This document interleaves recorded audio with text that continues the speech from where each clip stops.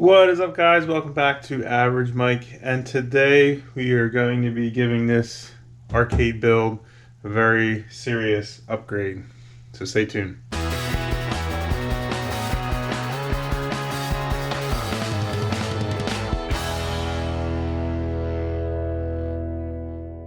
What is up, guys? Before we start this video, I'm proud to announce that we just opened up our new merch store. teespring.com/stores/Average Mike. Link will be in the description below, and it'll also be up here if it lets me. At that link, you will find cool memorabilia like this one I'm wearing here, t-shirts, hoodies, coffee mugs, blankets, water bottles, all different colors, all different sizes. So please go ahead, consider taking a look, support your boys here, help our channel grow, and also get some cool merch while you're at it. But for now, let's go ahead and continue with our video. What is up, guys? I am just another Average Mike, and today we are here with our arcade build that we did probably a few months ago, probably longer than that, probably almost a year ago now. Time flies. If you guys are not familiar with this build, I'll post a link up above just to point you to the playlist where we built this. I think it was a 4-part video. The kids helped out. It was actually pretty cool. We built this whole cabinet ourselves, and it turned out pretty good. We also have basically a Dell PC tower that has MAME, has RetroArch. We uploaded a bunch of games for it and calibrated everything. We've used a launch box and big box, if anybody's familiar with that. It works well, except for the fact that it's a PC, so you know it's constantly updating. It's running Windows 10. It's constantly updating. The power goes out, doesn't really come back on cleanly. There are some things that I can do and things that I did do that help smooth that process out. But with a PC, it's just a pain in the butt, really. Especially when it comes to the kids. They want to be able to hop on. They don't know much about anything other than, you know, turning it on and hoping that it works. And what ends up happening is they have to call me down, whether if I'm busy or not busy. You know, it depends how long it takes for me to come down and actually help them to get this up and running. By then, they're usually off to something else. And what ends up happening is this thing doesn't get played with. So if I'm going to give this thing any kind of a chance for kids to play with it, I need to make it as simple as possible, and that's where this comes into play. This is the Pandora Box DX. A friend of mine actually pointed me in this direction. They actually make family versions of this, which make it a little bit easier, a little more, you know, you can put USB, if you have just controllers, you can put USB port controllers into it. You can do that with this too, but this one is more for like a replacement for like an arcade cabinet that we have here. Even one that if you have an older vintage arcade cabinet that you wanted to convert with this, this would be the thing you'd want. It does have the JAMMA wire harness connector, and JAMMA basically was the universal standard for wiring arcade cabinets. So we have this board, and we have JAMMA wiring harness here. Now it looks like a lot of wires, but a lot of it's going to be plug and play. Yeah, a lot of it had the ends on it already. You got to remember that, you know, you have a lot of wires underneath this board for all these different buttons and joysticks and what have you. So that's where all those wires, it looks a little intimidating, but that's where all those wires are going to go. We also have a power supply here for everything, and then we have a kill switch, power switch, and a plug. All this stuff's pretty easily to get, not super expensive either. I'll leave a link in the description. This thing has about 3,000 games supposedly, so we'll see what we get with that. And yeah, why don't we just stop talking and just get to work, right? Alright, let's see what we got. So one of the main issues with this wire harness is that the labels here are in Japanese. So we'll have to pull up schematics for this guy here, and English translation, I guess, and then we'll start wiring it up. The power and the ground and all that is going to go in this little section here, and then all your controls are going to go in here. So if you line that up here, power, ground, all controls, we're going to line those up and place it on. And then what we can know from here is that it's labeled solder side, parts side. So the solder side is going to be the bottom of the box. So we'll kind of hold this here and set this like this once I open the cabinet, and that way we know which wire goes where.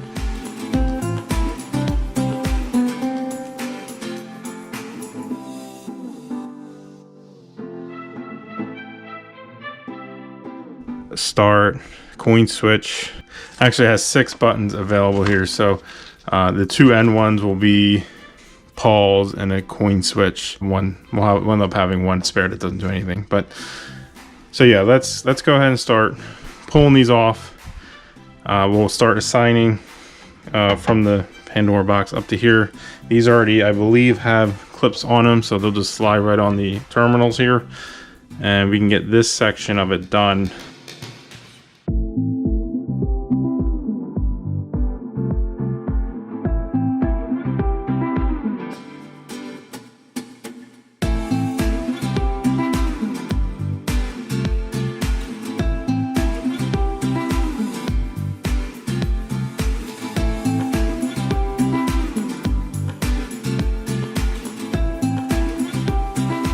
I admit I'm confused. It's just because some of the stuff's not lining up with what we have. The we have the instructions here for Pandora box. It's not lining up with some of the stuff that's on the wiring harness. Some of the stuff I read online is somewhat inconsistent. I think in the end, thinking that this last wire here was a ground. I think one diagram showed that it was a ground, but I don't think it is. And regardless, if the interface here is saying it's not a ground, it's saying that this last pin is a ground that's not connected here. If that's not there, then we should treat this as the wire that it thinks it should be. So I think that's where we're gonna head. I'm gonna do a little bit more research, and then we'll come back at this. I also have to tackle these guys, which this part obviously is for the LEDs, but this is the up, down, left, right, and the signaling wire all in one. I'm gonna have to cut this out, figure out what is up, what is down, what is left, what is right, and which one's the signal wire. And then we'll have to manually solder those wires together. We're gonna have to take a meter and figure out where all the wires are by just doing ohm checks. So all right, so let's do some more research on this, and we'll come back at it tomorrow. Alright guys, we're back here another day, and what I decided to do after doing some research is to follow this directly. Makes the most sense. You want to, it's expecting this. I thought maybe this was printed wrong, but I don't think that is the case. So even though the JAMMA wiring harness is fairly, or is a standard for arcade systems, the pinouts may be a little bit different depending on what you're using it for, and since this is more a modern box for that wiring harness, this black wire here would typically be a ground for some of the older systems. They're using it as the player, and it's to get the 6 buttons, right? There's different applications. Obviously, some arcades didn't have 6 buttons. They only had 4 or 3. In this case, we want to have 6, so it's going to repurpose this ground wire for a button. So we're going to go ahead and shift some of this stuff around.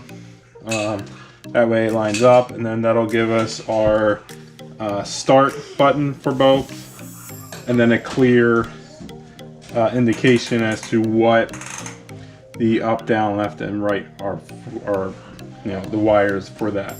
So let's shift some stuff around, hook up our start buttons, and then we'll have to go and cut this and try to figure out with our meter which one is the common and then which one is the actual terminals there.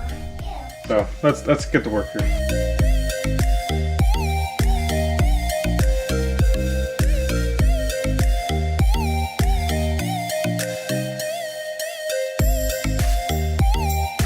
We have these wires stripped here, and basically what we're going to do is, if you see when I connect these two together, I get some output. I get a 0.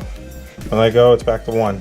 What I determined so far is that this end wire over here is our ground or signal in, and then these are just contact switches. So when this wire feeds in, when you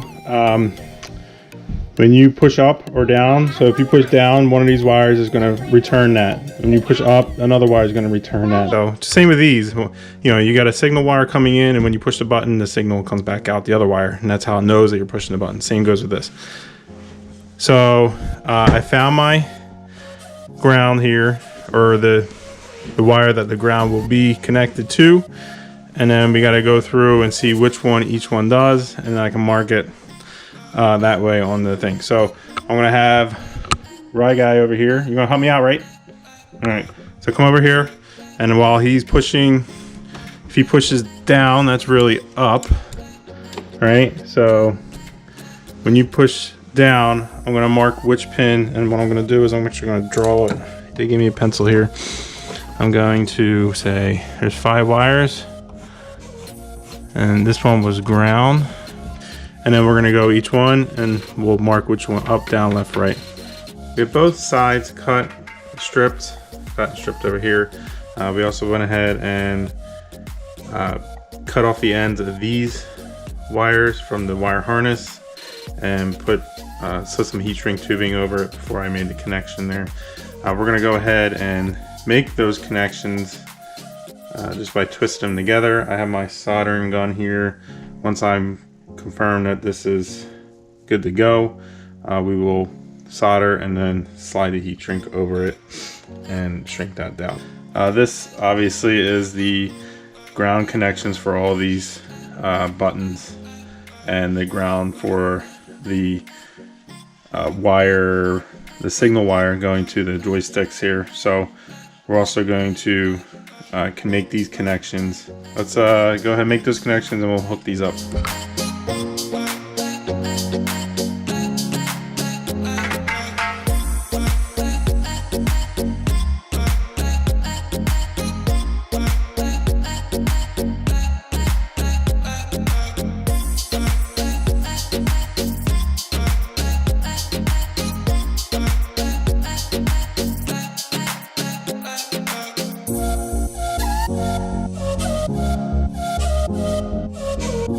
We have these in place now.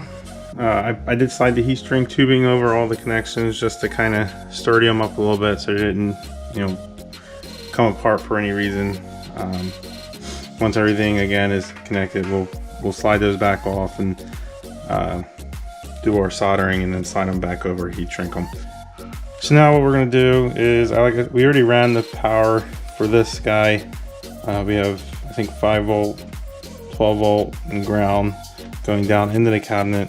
We're going to set this underneath, can make these connections, and then kind of hook this up temporarily. I gotta make a hole for this square to kind of get recessed and mount it in the back of the cabinet. So I'm not going to do that right just yet. I'm just going to plug it in. I don't know which one of these is. This is for certain ground. One of these is just blue and red. One of these is neutral and hot. I don't know. It says it's Japanese in the back, so I don't know which one's which. I'm gonna have to use the meter to determine which one is the hot and which one is the neutral, which is fine. But I'm gonna kind of temporarily, we'll pull this out, get back behind the cabinet, and then temporarily make our power connections, and then we'll make our TV connections to this DX here and see what we get. Alright, so if we take our switch here, make sure none of our ends are touching, plug our power cable in, and it is already on. So we're going to take our Klein tool power indicator, hot wire indicator. See me use this in the kitchen remodel if you've seen that video. Obviously this we think is the ground, which I'm not getting anything from. That is not up. So blue is our hot wire. I did run the video. This has for the PC I was running didn't have HDMI, so it's running an HDMI to VGA with the audio clips. We'll end up updating that. I'm sure I have a HDMI cable somewhere. We'll update that cable eventually once I find one, but we'll close this. It's not making any noises, which may or may not be good. We'll see. So we do have power lights here. I don't know what the yellow light is for, but we'll take it as a good sign. I don't know. But let's just go ahead and try to see if we can plug this in, see if we get some video out of this. Turn on the TV. My dirty TV. No signal. Alright, so we switched over to HDMI. That seemed to work. It didn't work at first, but then I pulled the plug, plugged it back in, so maybe it had something to do with the fact that I didn't see anything as a video output. If I would have just restarted it with the VGA.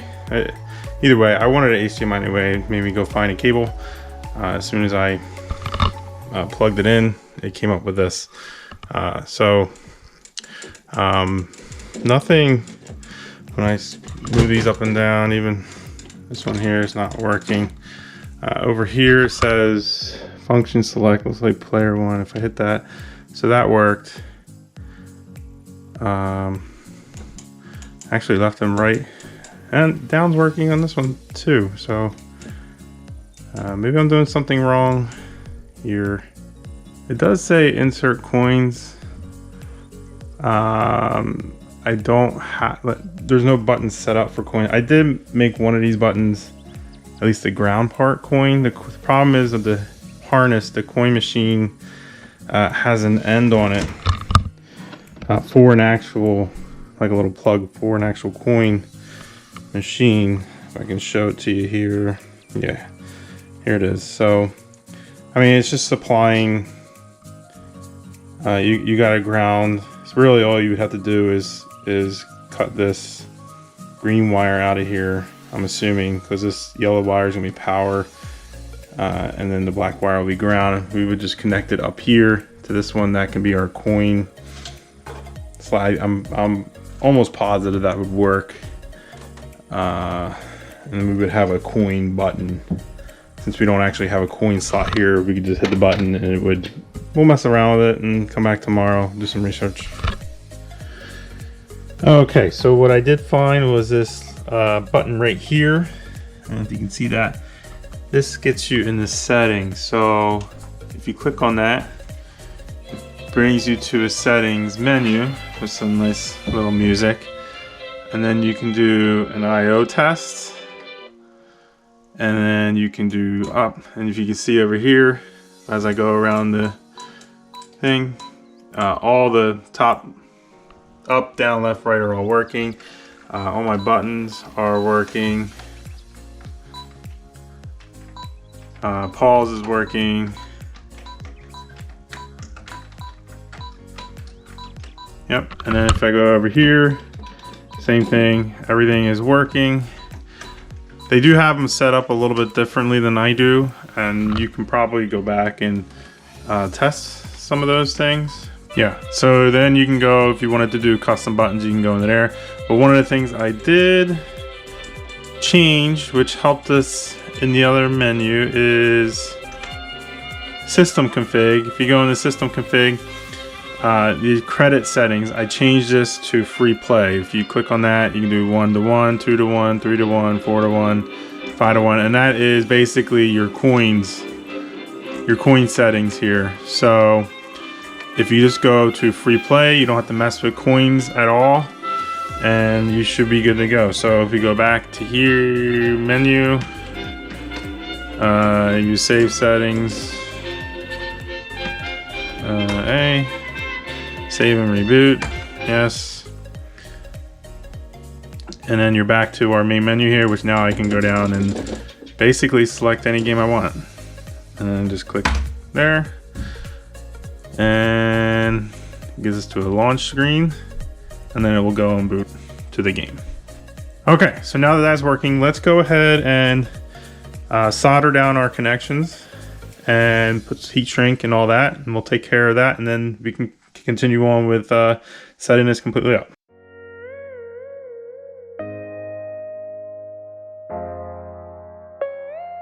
So now what I'll work on is getting the wire harness for the LEDs on. I think we're going to use one of the, we'll try it out, 5 volt or 12 volt wire that comes out of the Pandora Box unit to power those up. So let's go ahead and make the harness, and then we'll come down and hook it up.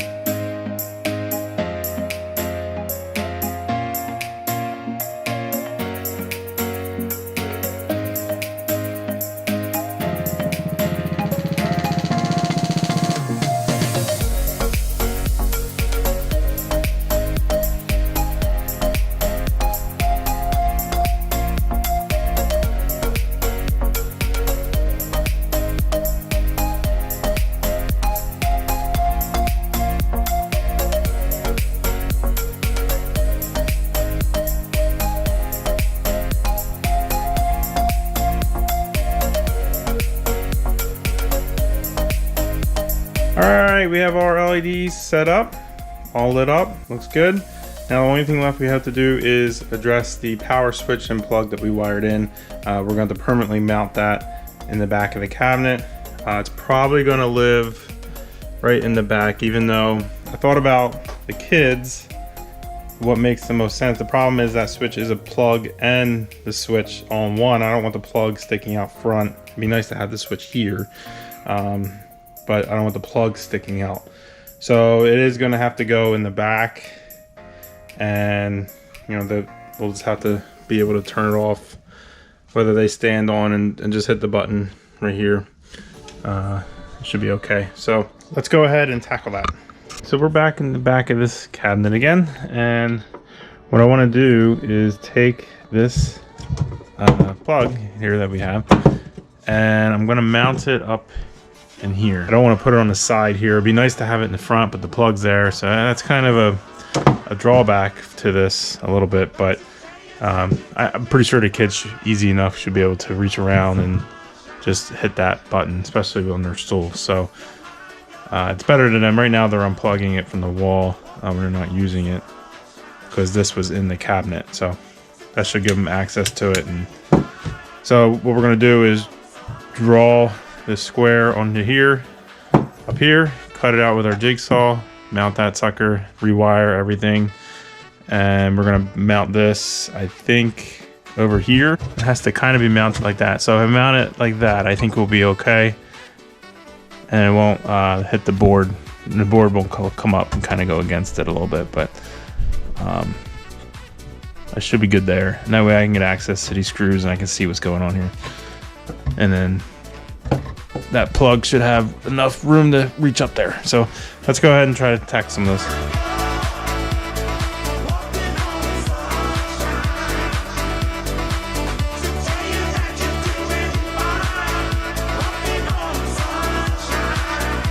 So there we have it. Needs a little touch up, but fully functional. And yeah, so that's gonna do it for the arcade upgrade here. Pandora Box DX. Everything is hooked up. Everything's working properly. And yeah, so if you liked the video, please like, share, subscribe, comment below if you have any suggestions. But yeah, pretty easy to do, considering all the wires and stuff that come with this. If you wanted to build something like this, or if you have something like this that you want to build, then and you want to use the Pandora box, it's definitely recommended. There's tons of games on here, a lot of good games on here. So yeah, go ahead and it's definitely worth it. So yeah, that's gonna be it. So I'll catch you guys on the next one.